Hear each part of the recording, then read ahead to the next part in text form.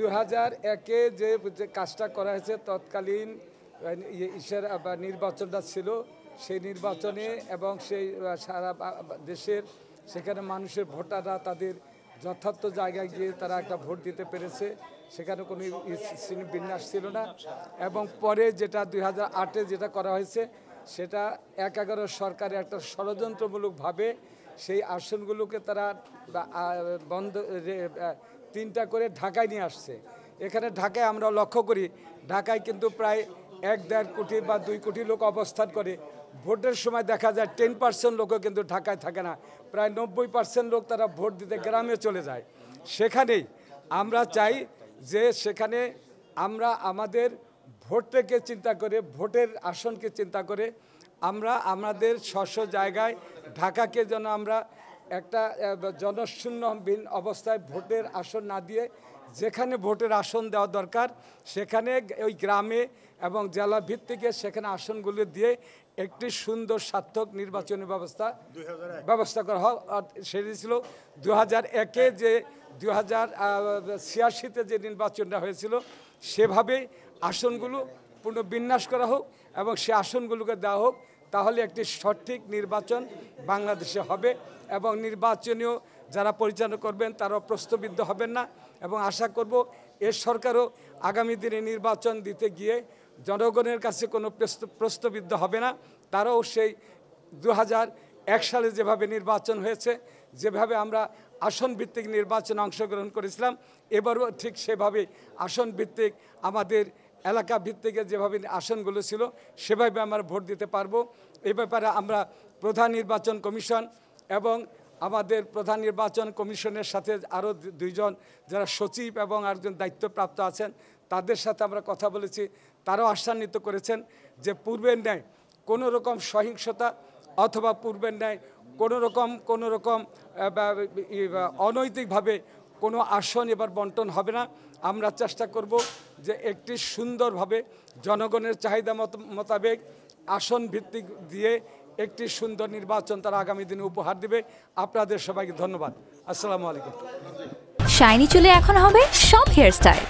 সিল্কোর দ্বিগুণ শাইনি চুল প্রতিদিন। আমি বলবো আপনারা জানেন এই দেশের নির্বাচন কমিশনের ক্ষমতা হলো নির্বাচন আসলে জনসংখ্যা এবং ভোটার সংখ্যার ভিত্তিতে নির্বাচনী এলাকাকে সীমানা পুনর্নির্ধারণ করার এখতিয়ার নির্বাচন কমিশনের।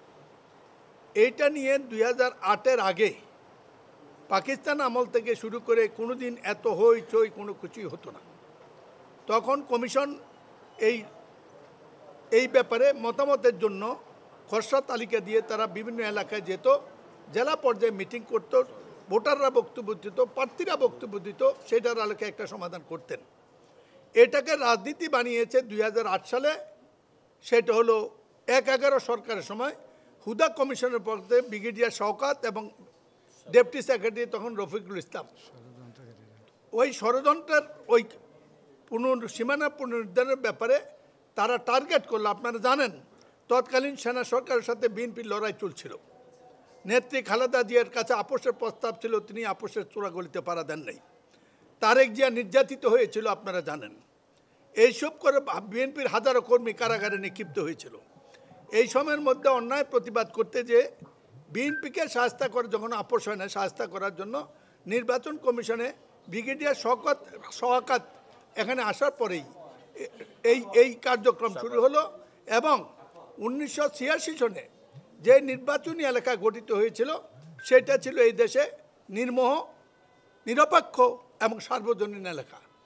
2000 এই নির্বাচন 86 সনে হয়েছে, 88 সনে হয়েছে, 90 সনে হয়েছে, 96 সনে হয়েছে, তার পরবর্তী 2001-এ হয়েছে। এই 5টি বছর প্রত্যেকটি আসন থেকে বিভিন্ন দলের এমপি নির্বাচিত হয়েছে। কিন্তু হঠাৎ করে সেটেলড একটা ইস্যু সেটেল করলো হুদা কমিশনের তরফ থেকে। আমাদের অভিযোগ 2 জনের বিরুদ্ধে, এই 2 জন। এরপর থেকে আমরা বিভিন্ন সময় হাইকোর্ট পর্যন্ত গিয়েছি। হাইকোর্টে একটা অবৈধ ঘোষণা করেছিল, তারপরে এটা সরকার করতে পারে নাই। 2008-এ প্রায় 40 থেকে 50টা সিট পরিবর্তন করেছিল। এর পরবর্তীতে 2014-তে আরও 80 থেকে 90টা সিট পরিবর্তন করেছিল। এর পরবর্তী পর্যায়ে গতবার 130টা করেছিল। এইটাকে নির্বাচনী পকেট থেকে স্লিপ দিয়ে এমপি বানানোর একটা কারখানা বানিয়ে ফেলেছিল।